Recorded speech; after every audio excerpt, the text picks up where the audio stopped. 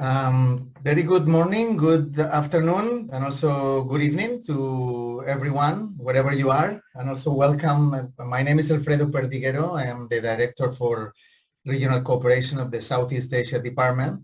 And I would like to really give you a warm welcome to our 6th LEAP webinar. LEAP means the Learning for Economic and Policy Analysis. These are webinars focused on sustainable recovery pathways in Southeast Asia. The LEAP webinars, they started in January with a webinar that we had in a vaccine facility, or what we call it APVACS in ADB. And then in March, we also featured another study on poverty mapping using big data. In May, we presented a study on the use of remote sensing or Earth observation tools to assess the damages from floods. And in June, our ADB chief economist presented the results of a study on the impact of infrastructure investments in the economic corridors of the Greater Mekong sub-region that was using the satellite images. And finally, in July, we also have our director, Ms. Si-Yeon Park, who discussed the COVID-19 non-performing loans and cross-border learning. Now, the LEAP is actually sponsored by the Southeast Asia Department of ADB as a venue to encourage knowledge sharing for cross-cutting knowledge on economic policy analysis among internal and external participants. And the LEAP also features studies that use an interesting economic analysis methodology. These events last only about an hour. We try to keep it very focused. And there's only one presentation, as we will have also today, for about 20-25 minutes. We really would like to encourage everyone to participate, to ask your questions, and to share the insights from the related studies, or make any comments to make this the most interactive as possible. As for this month, actually, I think we're very lucky to have Dr. Badri Narayanan Gopalakrishnan from the University of Washington, Seattle. He will be presenting an ongoing work on sustainable recovery pathways for Southeast Asia. And this is a joint work, actually, with our SERD colleague, also Mr. James Villafuerte. And the purpose of the study is really to discuss the possible economic recovery pathways, or the scenarios, really, for Southeast Asia from 2021 to 2025. The study also updates an assessment of the impact of the pandemic on the economic growth path of countries that both James and Dr. Badri conducted last year. This study actually was published in May 2020, one of our ADB policy briefs, if you are interested, number 133. And this work will also be published as a policy brief from our division, the Southeast Asia Regional Cooperation Division. So today, the purpose of this presentation is also to get some feedback from you and so the team can actually finalize this study. The study uses actually a dynamic version of the Global Trade Analysis Policy Model, which is a very powerful methodology for impact assessment. And we hope you can also learn more about this methodology. I would like, before I introduce our speaker, I want to emphasize also, this is important, that this is not really a forecast and does not represent the opinion of ADB. Actually, the official ADB forecast will be coming out in September 22 through the Asian Development Outlook update. What we are presenting to you today is just an scenario building, which is based on certain assumptions.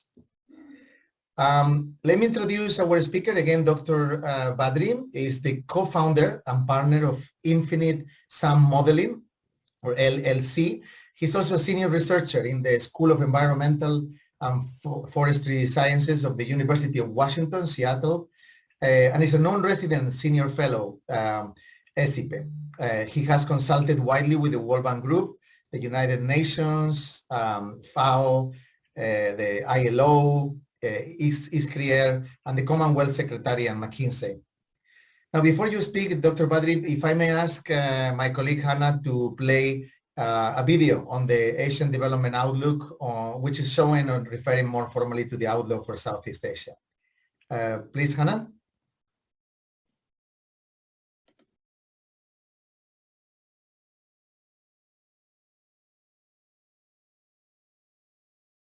Hannah, there is no sound.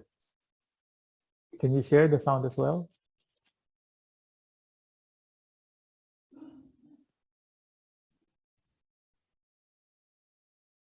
Hannah, do you want to share the sound?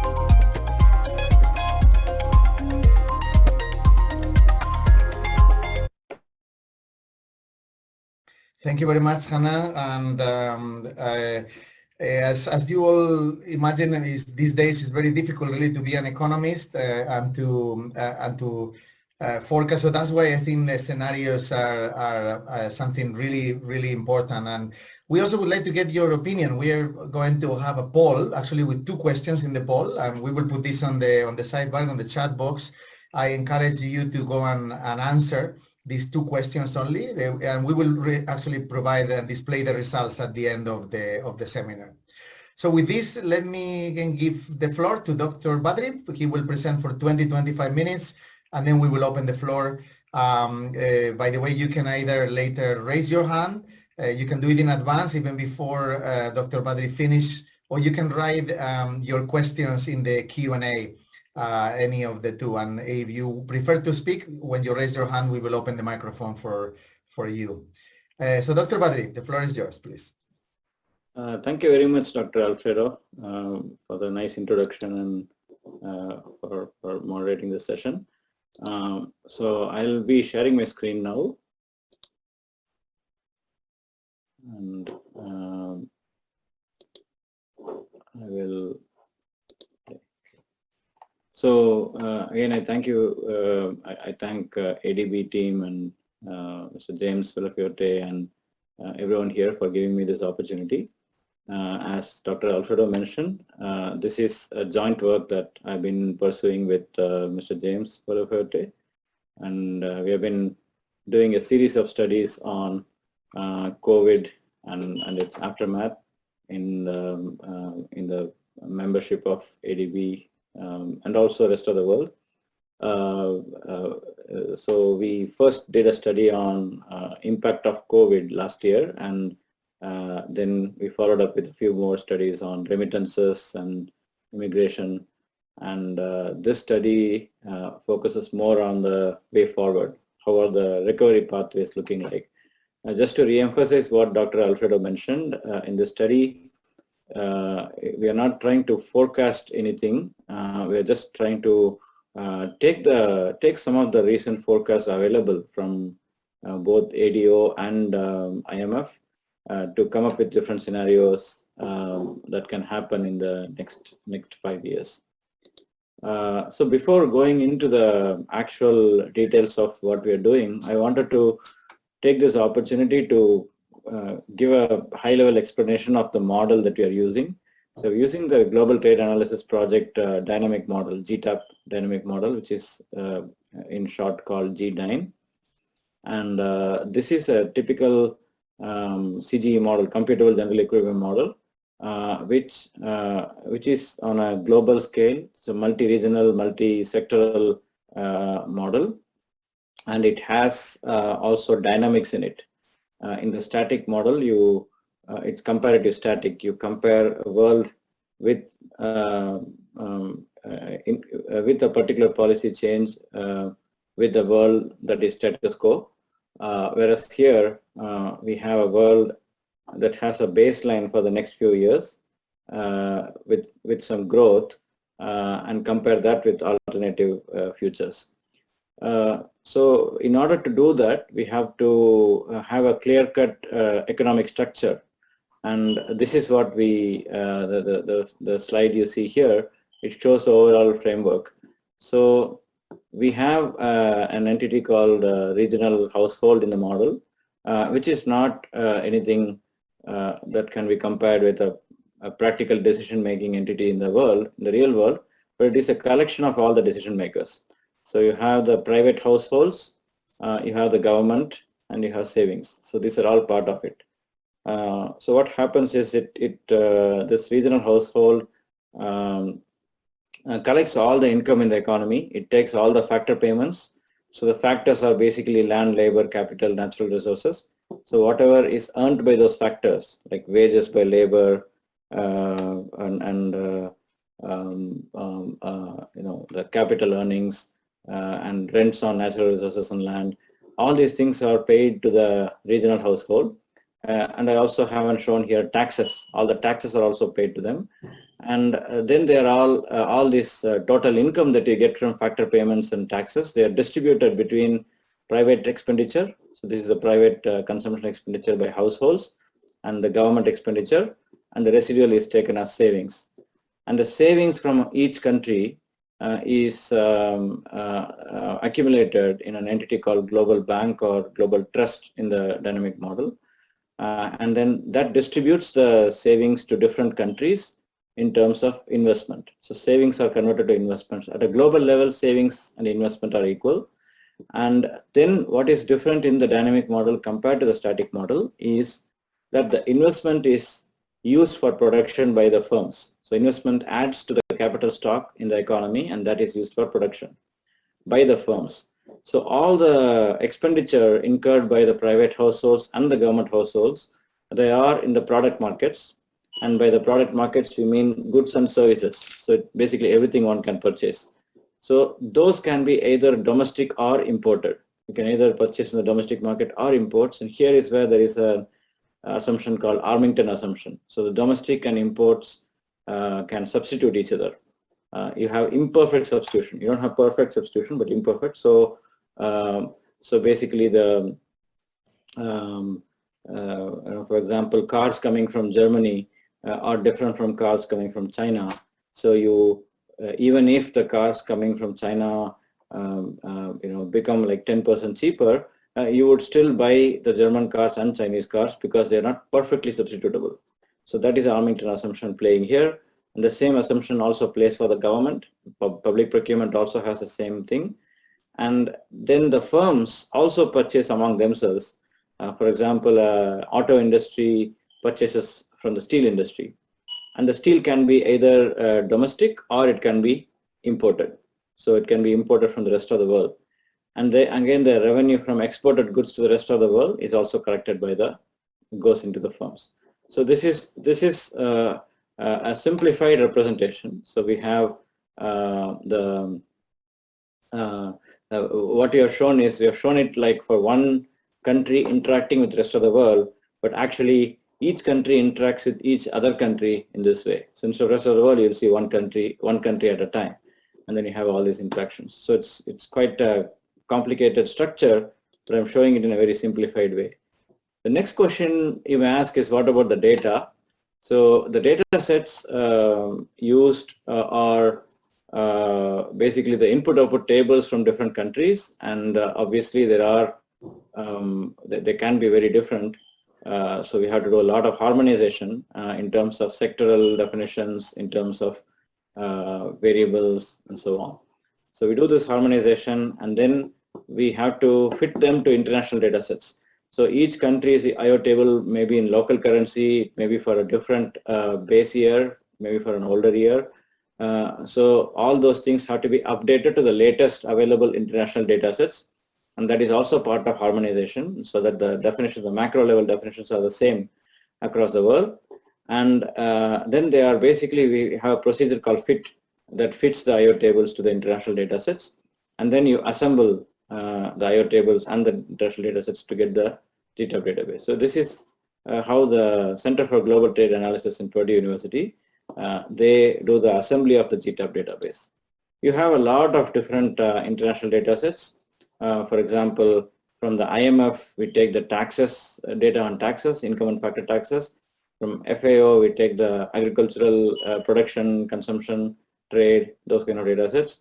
And from the World Bank, we get the macroeconomic data set like GDP and its components.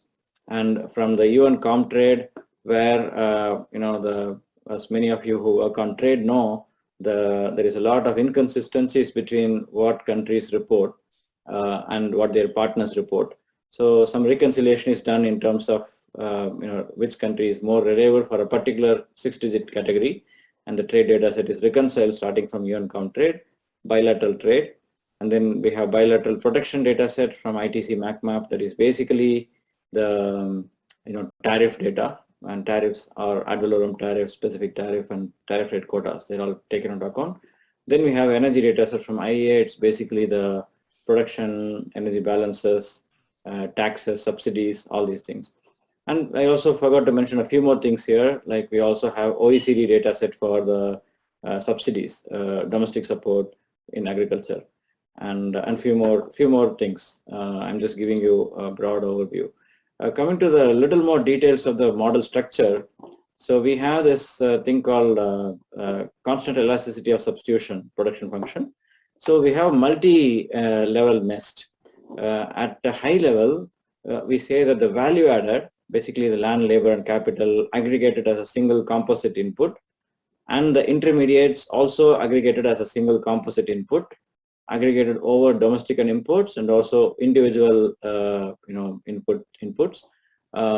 These two are they have no substitution. Basically, this elasticity is 0. So what it means is that if you increase the value added, then you have to increase the intermediates to produce the final product. So if you increase 10% value added by 10%, then the intermediates also have to increase by 10%, so the final product increases by 10%. So that is the substitution happening there. And when it comes to the individual components of value added, land, labor, capital, and labor can be skilled and unskilled. You can also have natural resources. There you have some substitution that is econometrically estimated. We have some substitution, and this substitution varies by produced commodities, by sector. And similarly, we have Armington elasticity. E sub D is called Armington elasticity as to how the domestic and imports are substituting each other. And this is a detailed description of how the taxes and the prices interact in the model. So you have the market prices, then you add the endowment taxes to get the endowment prices. You add the output subsidies to get the output supply price. And then you add the intermediate input taxes on domestic products to get the corresponding price. And for imports, if you add the intermediate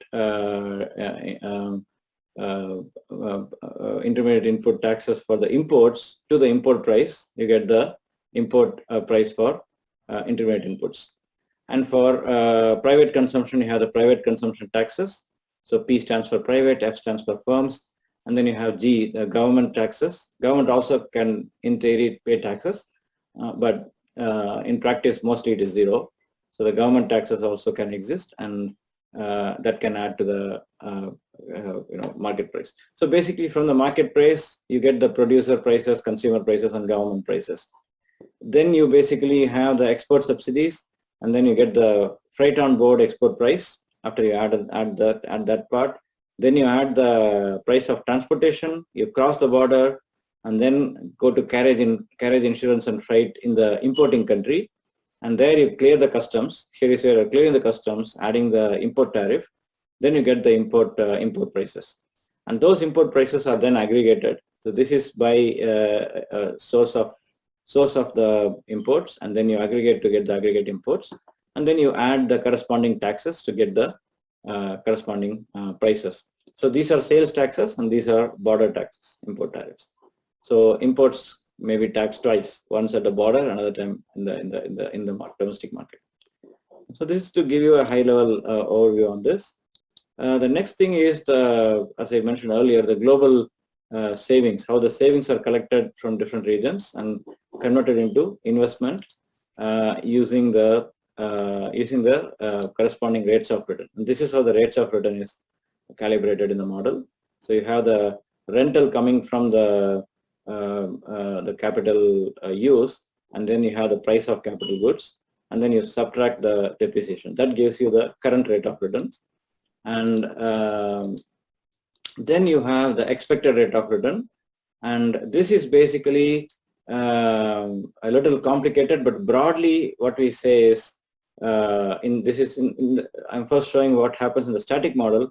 In the static model, what we say is you see the change in aggregate capital stock, and then you have a flexibility parameter, and then the expected capital depends on the current expected rate of return, depends on the current rate of return and the dynamics with respect to the capital.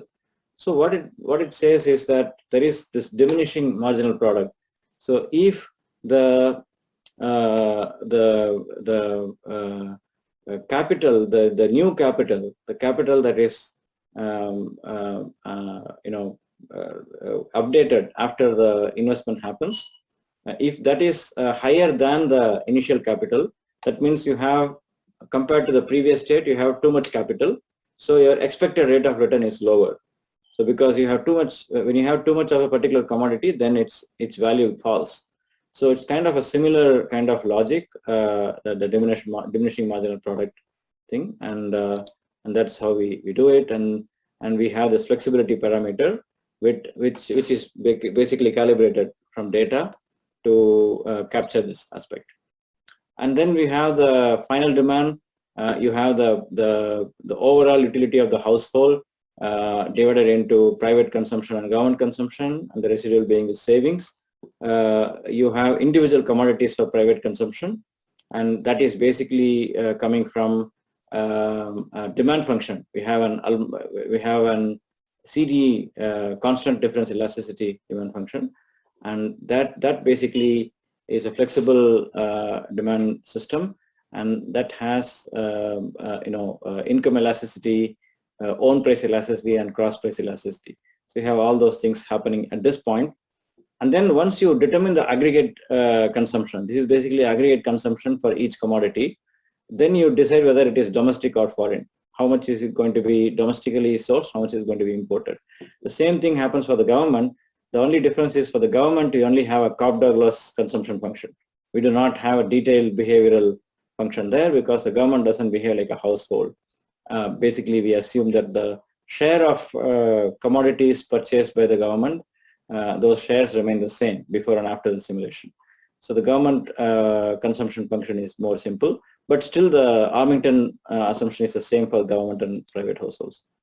Badri, just, sorry, you've already consumed half the time. You may want to jump to the results. Yeah, I think there are a lot more things I can talk about, and that can be a separate presentation. I can have more discussions on the model, but I'll jump to the simulation we are doing. And this is something, these are broad aspects in terms of what is happening in COVID-19 pandemic.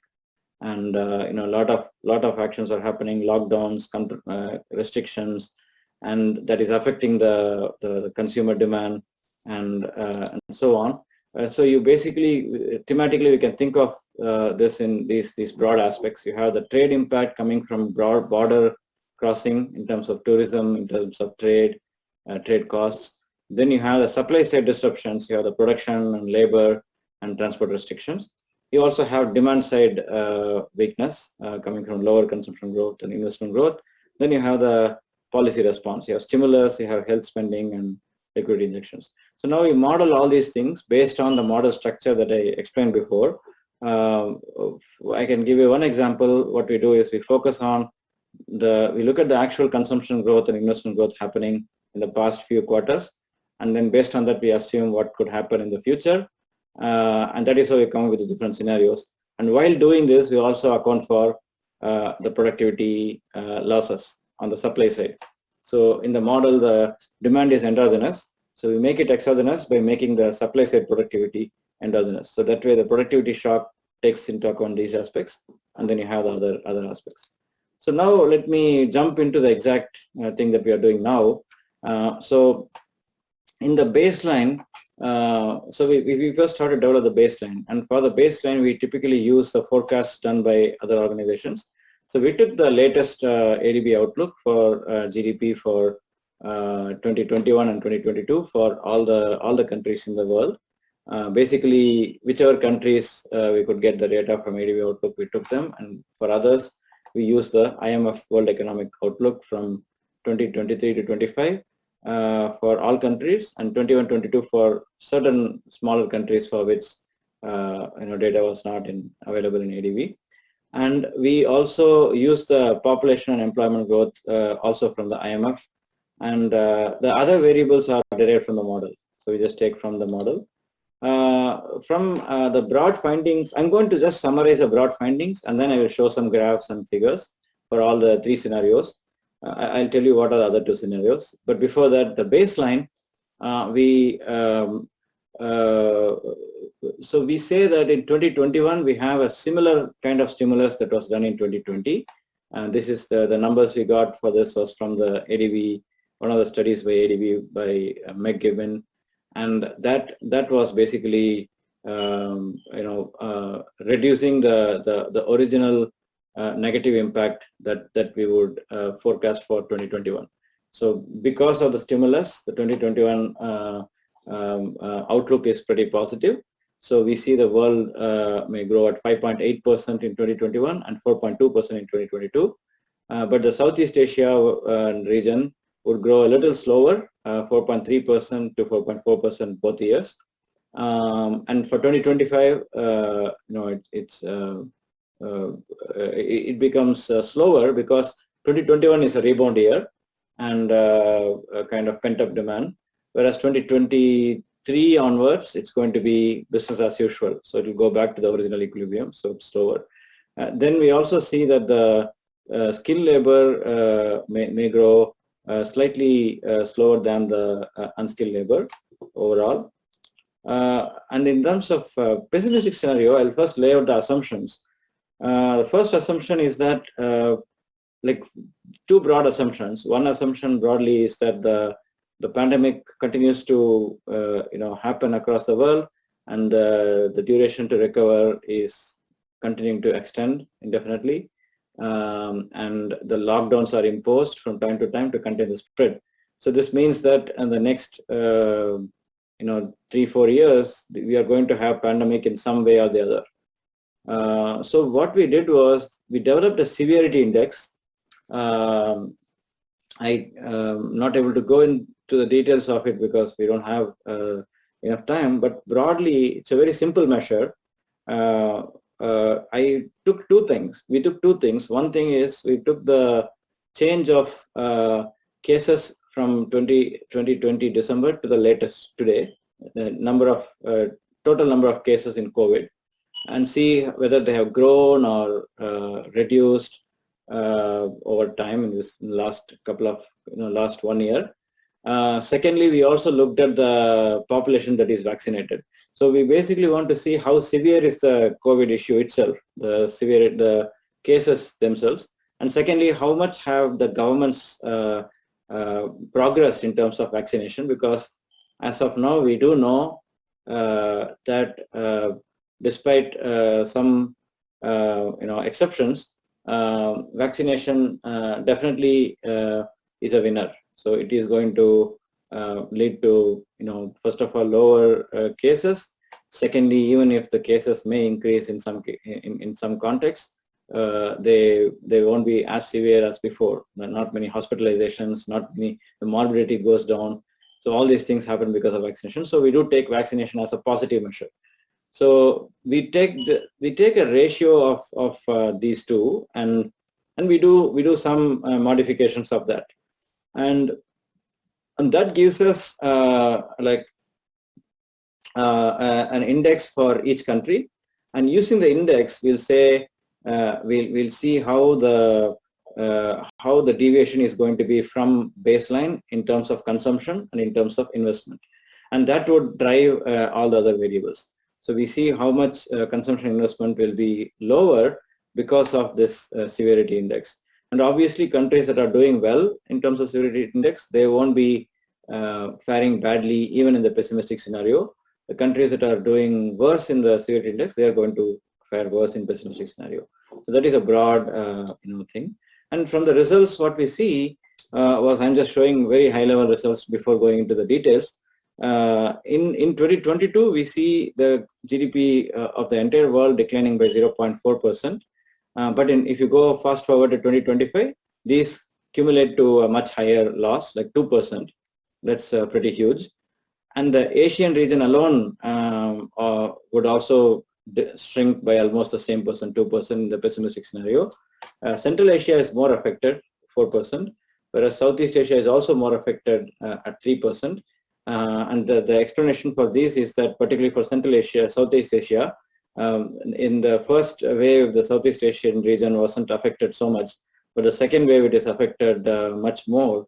So that's why the Southeast Asia's growth rate is much, shrinks by much larger than the other regions. And particularly you can see Laos and Vietnam, which really did well in the first wave, and in the second wave they are now suffering. So the growth rate can be much lower. And I'm talking about for all these, I'm talking about 2025, not 22. So 22, the losses are much lower. They're like more like 1%, 2%. But by 2025, this can accumulate to much huger.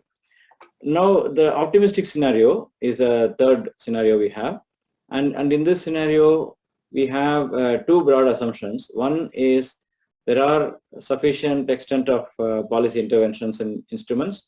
The first thing is we have the fiscal stimulus continuing until 2025, but not at the same level. You keep reducing the fiscal stimulus, but then you keep giving the stimulus. Basically, you don't stop it.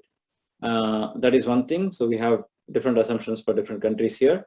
Secondly, we also take into account the healthcare interventions. So the healthcare interventions, they lead to greater investments and in the healthcare industry. And there is a McKinsey Global Institute report in which I was part of and contributed to the analysis. There we looked at broadly, not COVID, but broadly speaking, if countries invest more on healthcare, how much would the disability adjusted life years fall, DALY? They would fall because different diseases are going to cause these disabilities, and how would that improve because of healthcare investments, broadly speaking. And that, based on that, we look at the impact on labor productivity, because more people are going to live in the labor supply, and they're going to be more productive. And similarly, people are going to live longer, so more people are going to consume. So consumption also would increase. So we looked at these two things, and these are relatively small, numbers, small impacts, but they do add up to a significant change. So the reason why we did this was, as I say, it is an optimistic scenario. So we say that, okay, countries wake up. Countries say that it's not enough to just do fiscal stimulus and some structural changes that increase productivity, but also some healthcare interventions that can broadly increase the labor productivity and consumption. So that's the assumption here. And in this context, the increase are more positive than the pessimistic scenario being negative. So 0.3% increase by 2022 globally, and the cumulative gains are around 2%. But over time, by 2025, the gains are big but relatively modest compared to the losses in the pessimistic scenario. So 2% increase in Asian region. Thailand's increase is about 1%. Cambodia is 2%. But in 2022 alone, these are some of the numbers. So Cambodia increased by 4.1%, not related to the baseline, but absolutely. And USA by 3.6 and Thailand 2.2. So these are some high growing countries in 22 because of optimistic scenario.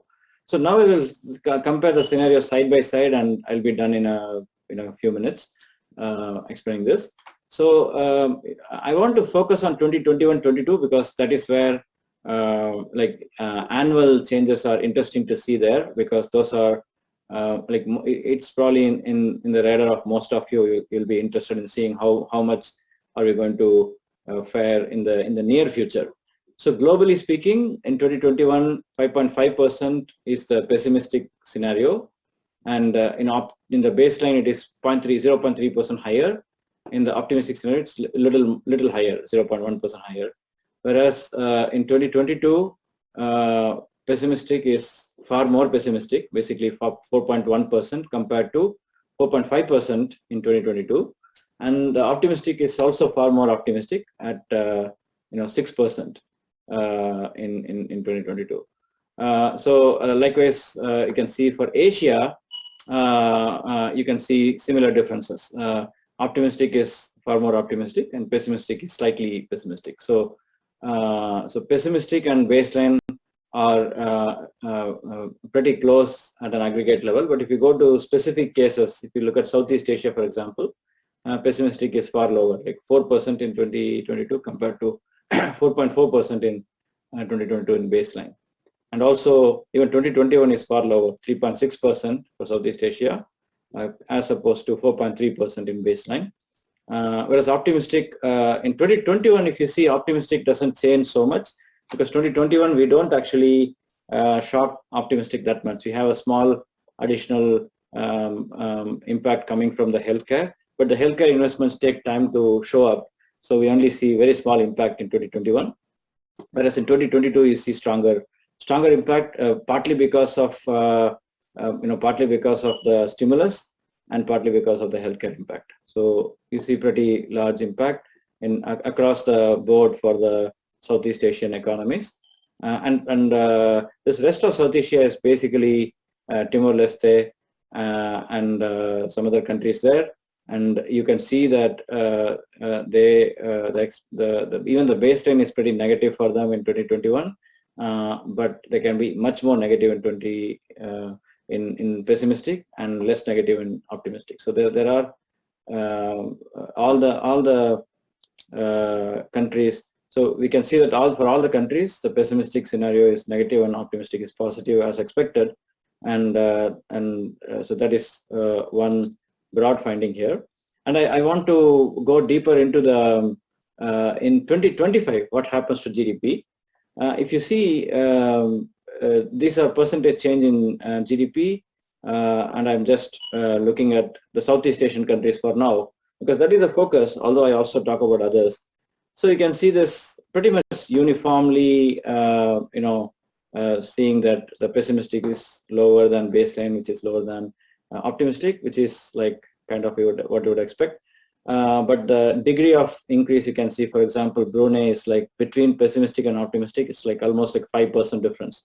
5% GDP is at stake, depending on how you, carry out the policies. For Cambodia, it's even bigger. It's like 31% vis-a-vis around 38%. So like 7% difference.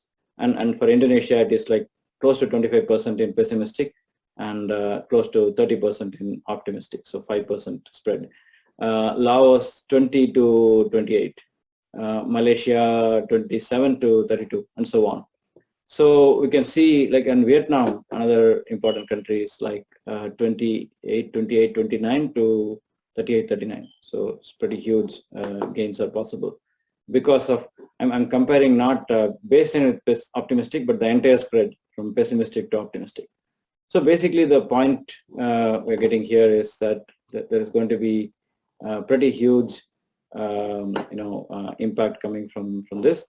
And again, a good news with the rest of Southeast Asia, Timor-Leste and others, is that by 2025 there will be a small gain. You saw that in 2021 there was a huge dip, and even in the baseline you're going to have some gain. And but then if you are pessimistic, if you don't control the pandemic enough, then you can have substantially low gain.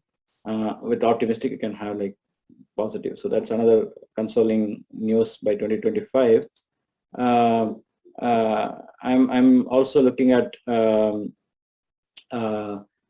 GDP dollars. If you look at GDP in billions of dollars, you can see that the differences are not that huge in absolute terms, but you see the clear trend. So you see somewhere between like around $500 million gain for Brunei, around around $1 billion gain for Laos, $1 billion, more than $1 billion for Cambodia, a couple of $1 billion for Cambodia, and so on.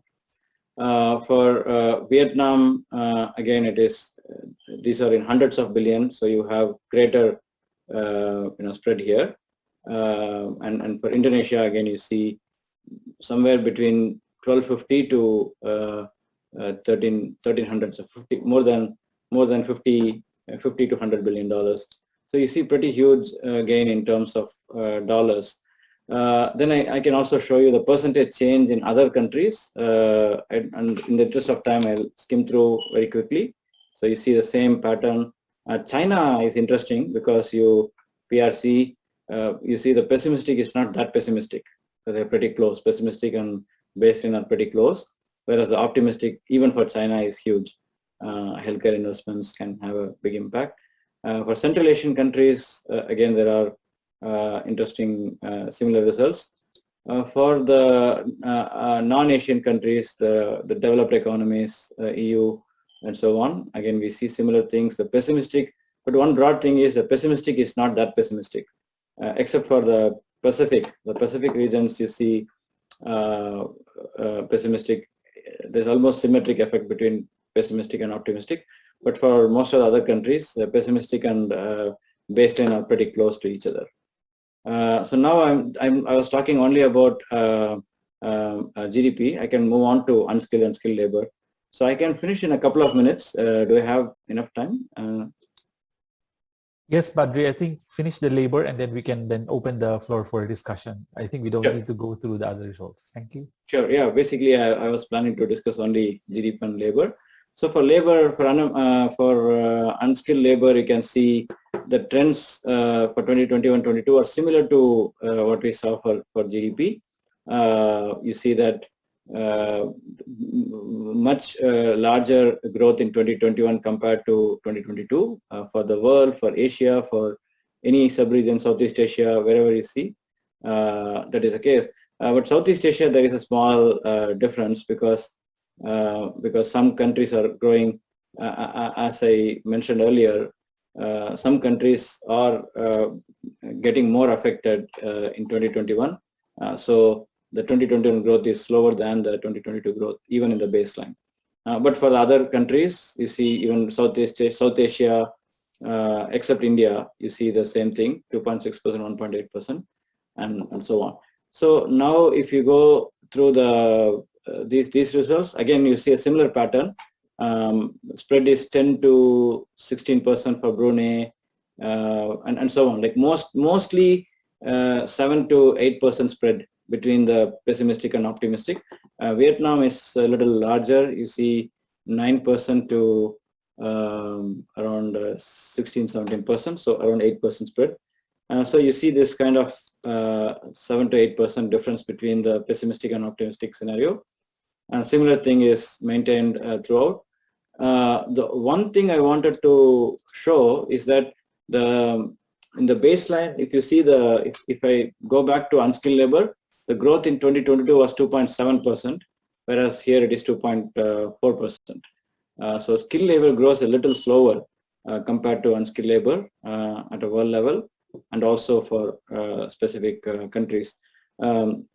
There is no specific, detailed explanation for this, but we can say that broadly speaking, the growth becomes more intensive on unskilled labor than skilled labor, and only slightly, not a lot, and that could also be because of the changing economic structure. So we did not actually, one thing we did not account for in this study is the digitalization.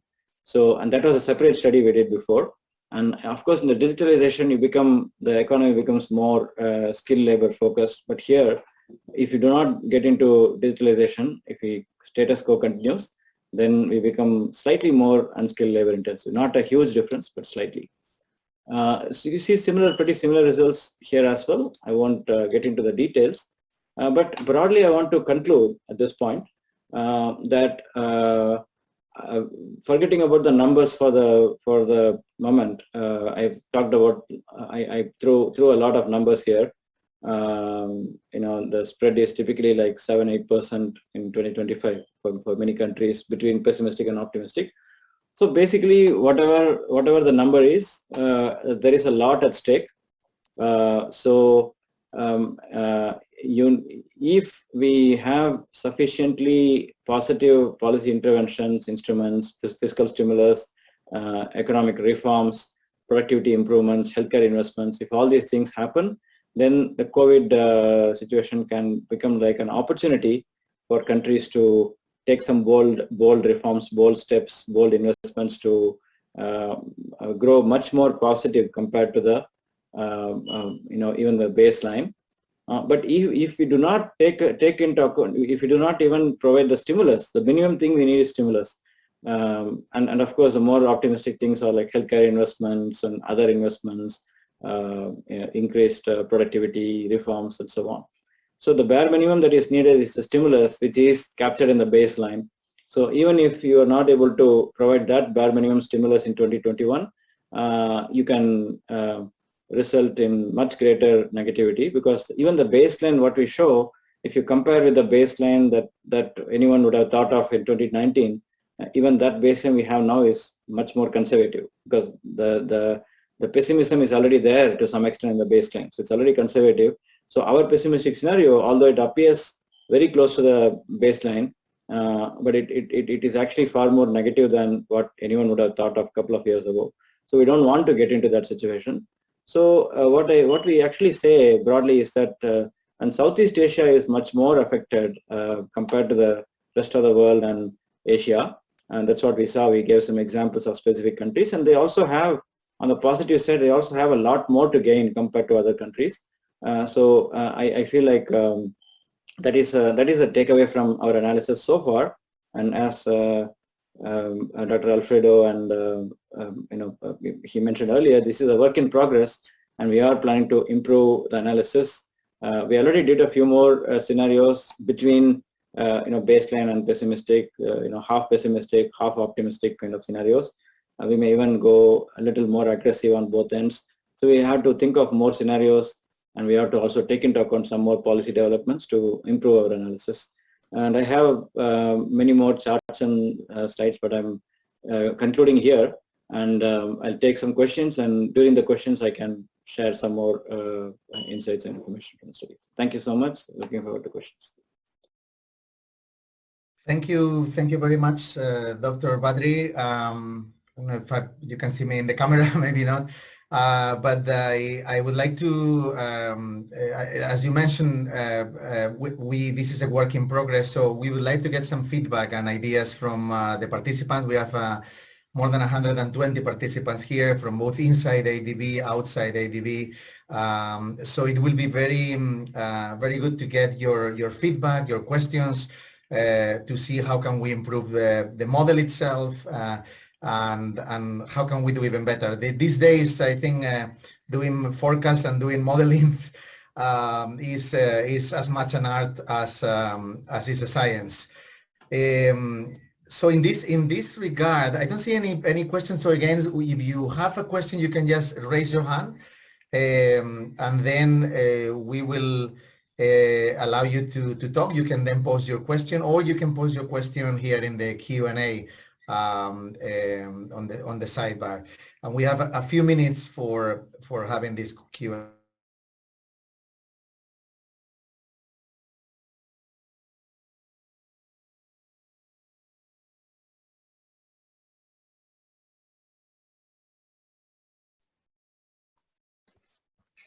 Alfredo, I think Alfredo, we may have lost Q&A. Summarize considering these differences. Hello? Yes? Yes, this is Professor Alia Khan from Pakistan. I'm a retired professor of economics from Quaid-e-Azam University, Islamabad. My question is about policy interventions, Dr. Badri.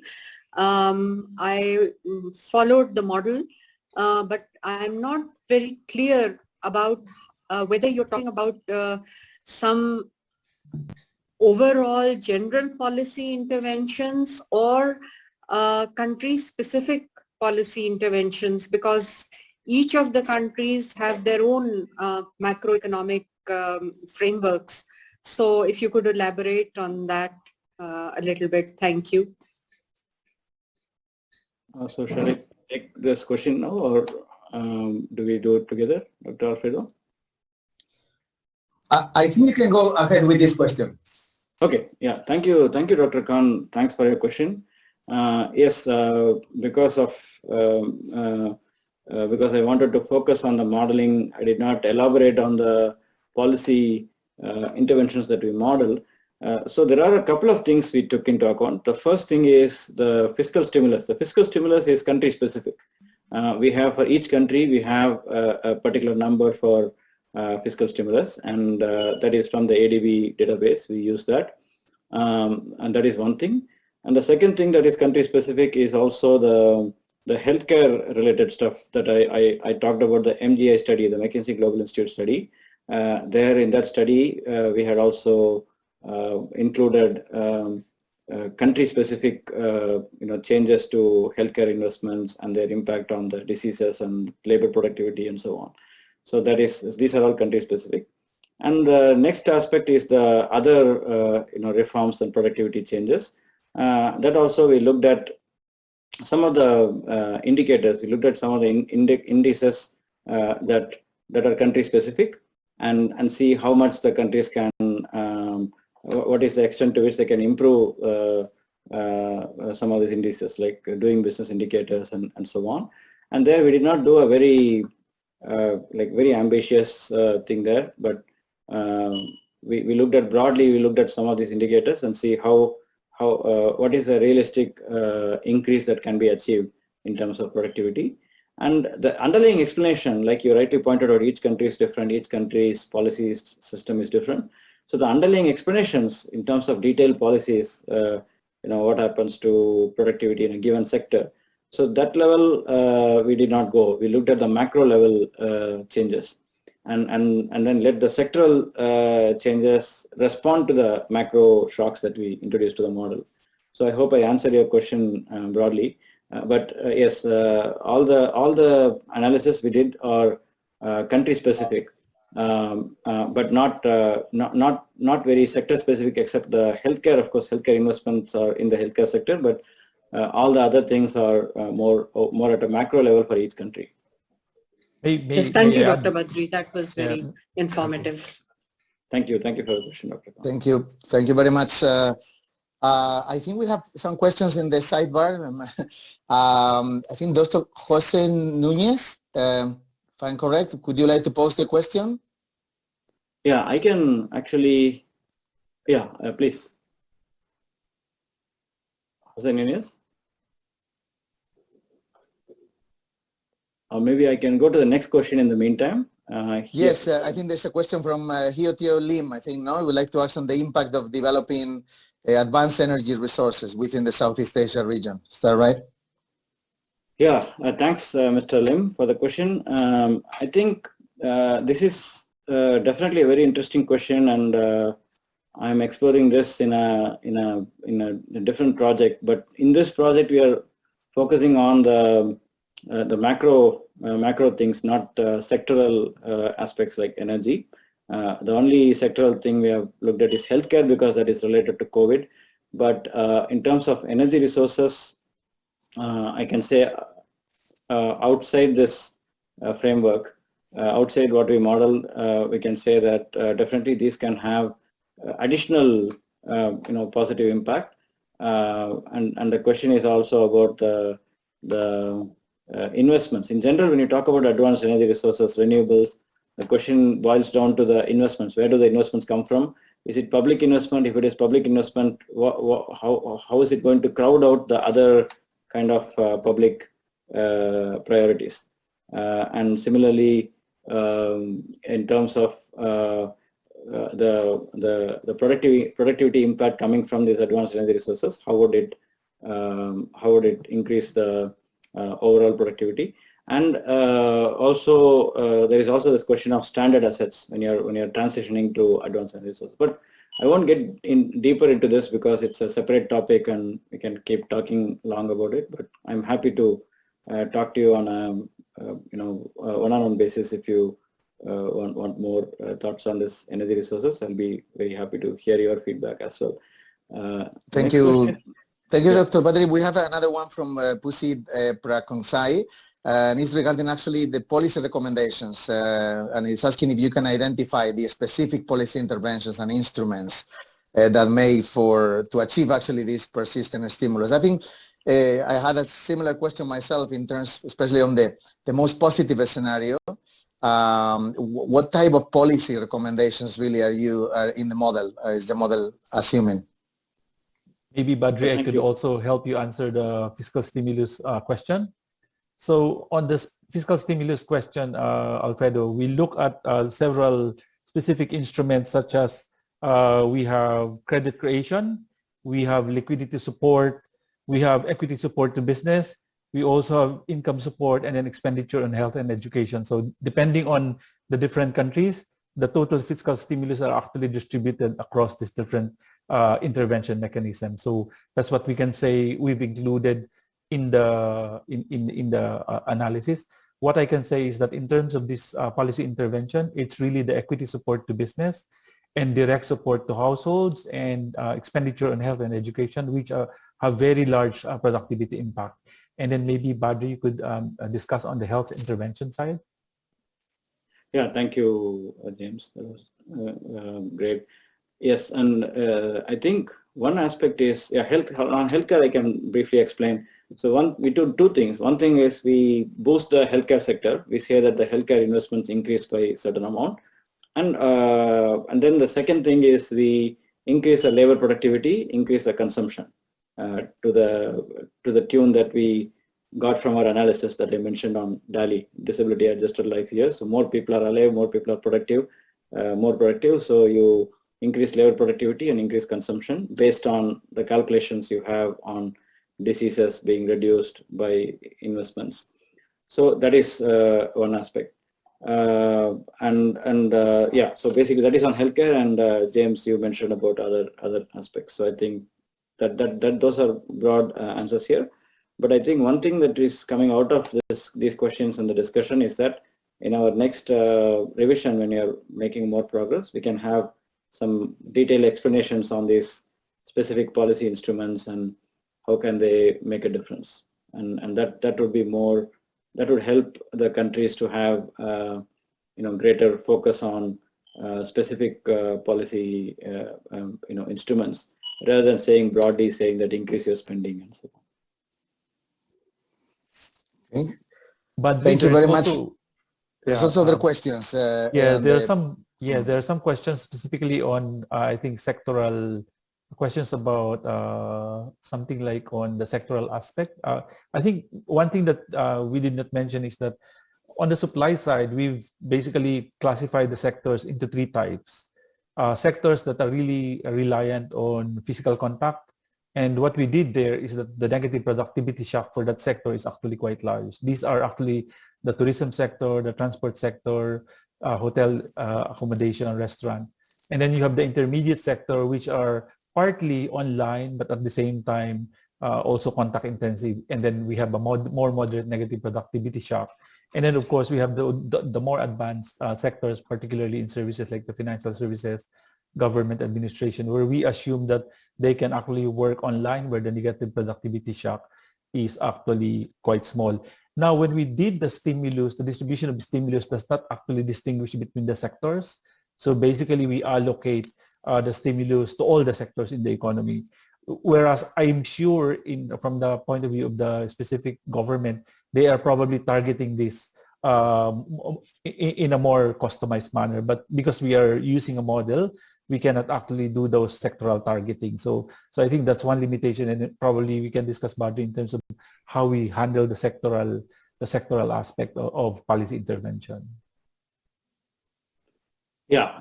Thanks, James. And yeah, definitely we take into account the sectoral changes in general in these categories. But in terms of policy interventions, we are more uniform. Okay. So there is another question.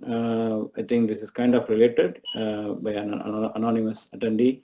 In connection to the question just right, are there any specific type of policy interventions or stimulus spending that are recommended to get to the more optimistic scenarios?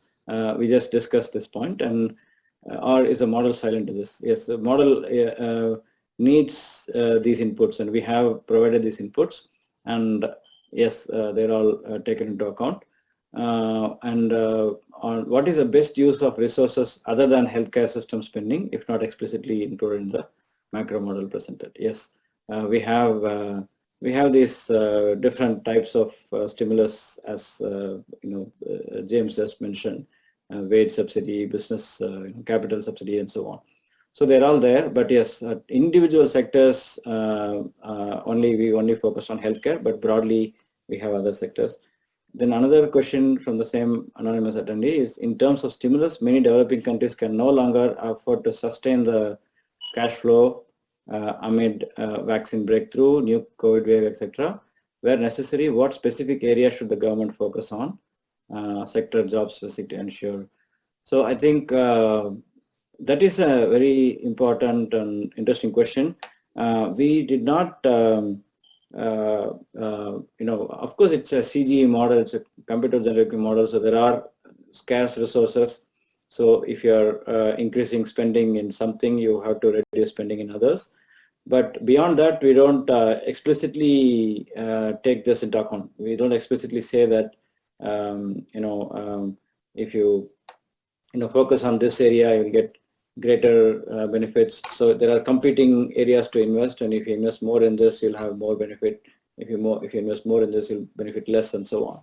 So I think that is something we can consider when we expand the number of scenarios. We can break down the scenarios into different sectoral interventions or different types of interventions, and then we can have some prioritization related stuff. I think your question basically alludes to how to prioritize things.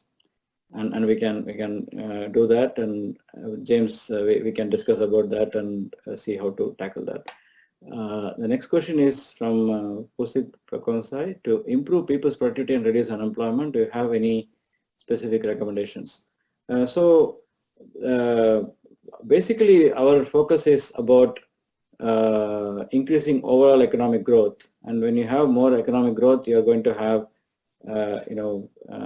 reduced unemployment, and we see that in the model. See the optimistic scenario, the employment gains are more. If the employment gains are more, obviously some of the unemployed will join the employment pool, and that is going to happen. So it's kind of in that way we take this into account. We also have the wage subsidies in the stimulus that also takes this into account. But beyond that, we haven't particularly focused on unemployment. We look at unemployment as an outcome of the overall stimulus programs. So I think there is one detailed question from Farsi Kavan. In different parts of the world, he is talking particularly about the PPE. For single motorcycles, the government implemented that drivers must wear on their black barriers. I'll just read it. Okay, so basically the idea is about PPE, about health protocol and PPE. So I think we are not healthcare experts, so we want to shy away from commenting on the health protocol from WHO, and just because we don't have that expertise. Maybe I'm basically saying that if the question is about whether the protocol is right or wrong, I don't know. Maybe I should just say yes. We should just follow the protocol. Plus, Badri, maybe I'll add.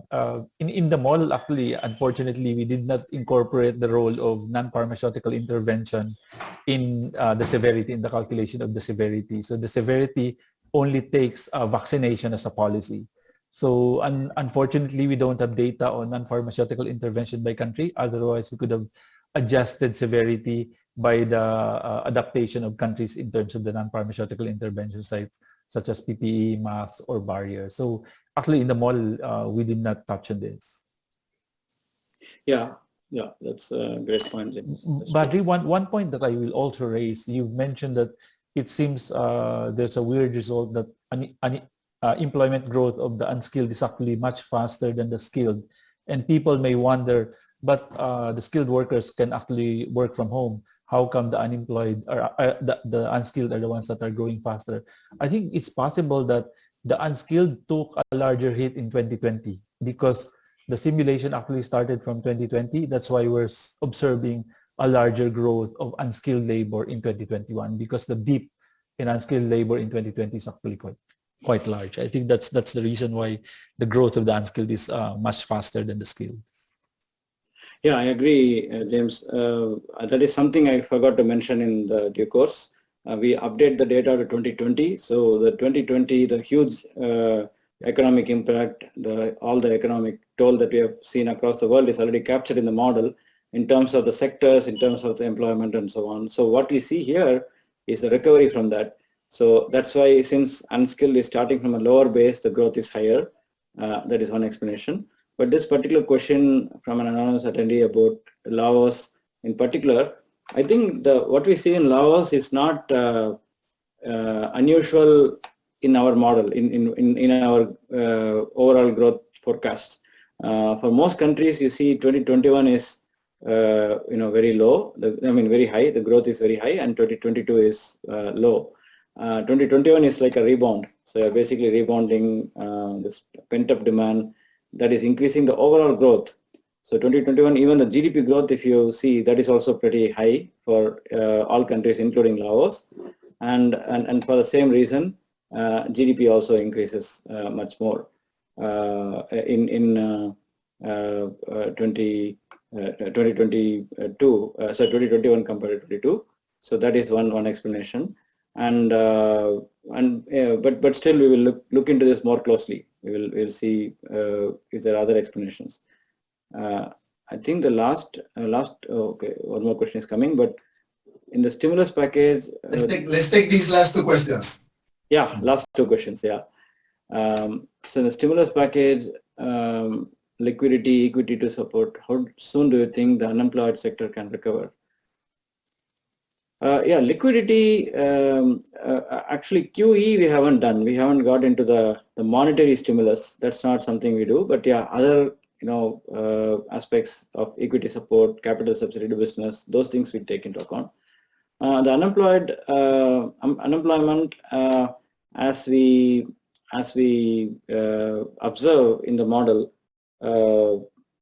growth leads to more employment opportunities, and that would lead to reduced unemployment. That's all we can say from the model so far.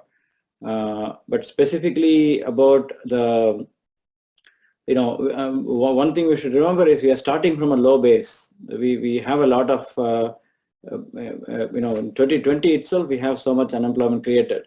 And whatever we see the growth rates in employment, we can actually do like an analysis on what is the implication for unemployment. I think there are a few questions on unemployment. So James, we can discuss about it. We can see what is the starting unemployment pool, and based on the employment growth, we can see the implications for unemployment. And I think that can help answer these questions more. But at the moment, we can only say that increase in employment coming from increased economic growth will eventually lead to reduced unemployment. But how much, why, how, those things we can know if we explicitly do some computations on unemployment. James? One limitation as well in terms of policy intervention for unemployment is the wage subsidy we had goes actually to, because we only have one household in the model, right? So we don't have differentiated households or differentiated workers in the model. So I think it's quite difficult for us to, for example, to say target wage subsidy for those unemployed. I don't know how we do that badly, because maybe that's one way to address the how to regain the employment for those who lost their jobs. The other part is we should incorporate probably some scenarios on training, government supporting some training program, which we haven't done here, because we know that for workers who haven't been employed for over a year, they would really need to retrain to be able to move on to another job.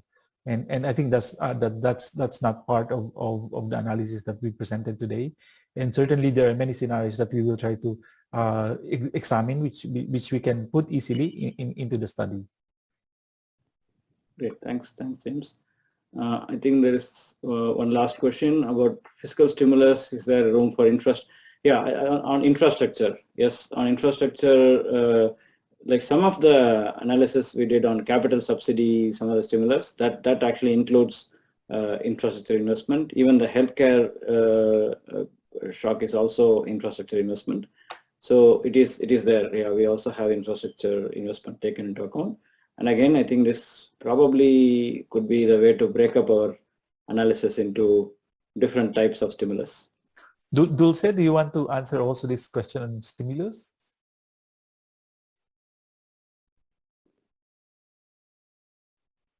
Okay. Yeah. Thanks. think- Thanks, James. We're running out of time. Yeah. I just want to We are- inform everyone, if you have more questions, we would be willing to respond to them. Just type them in the chat box, and then we will, if you type in your name and email, we will respond. We'll send the responses to you. For now, we have to close the event. Thank you. Thank you. Thank you. That's right. I think with this we'll have many interesting questions, and sorry, I saw another 2 questions already there. So I would like to really thank really Dr. Badri and of course James for this for the presentation. I think it's a very interesting model, and it's giving new light somehow on what we are trying to do, in ADB, and moving a little bit beyond just simple forecasting, looking at really at the scenarios. There are many good comments, and I think this will help, the team to improve the model. And remember again, as I say, that this is not the official forecast of ADB, but it's just one of the modelings. So thank you very much, and thank you. We had up to 150 participants. I would like to thank everyone, and hope to see you in another LEAP event soon. Thank you very much. Thank you. So can we see the poll? Yeah. Oh, yes, the poll. And yes, sorry, and we have the poll. Yeah, I would like to show that if you can. Let's see. James, you can explain then if you're surprised or not. Yeah, so for the first question, so the growth rate that got the most answer is actually 3% to 3.5%. The growth of Southeast Asia for 2021, 2022. So I must say people are actually much more pessimistic than us, Badri, because our calculation is about 3.5 to 4%. So on the second question, how much is the additional growth from health intervention? Most people answered 2%, which is very close, no, Badri? Yeah. Yep. For Asia, it's around 2%, which is really very close. So that's good. Excellent. Yeah, Let's see what happened. We can meet again in 4 years and see who was right. Who was right in 2025. Let's see. Alfredo will offer Let's an keep iPad. We hope the optimism. We hope the optimism prevails. Okay. Thank Absolutely. you. Thank you very much to all. Thank you. Thank you, Badri. again, Very good. Dr. Very Badri. good presentation.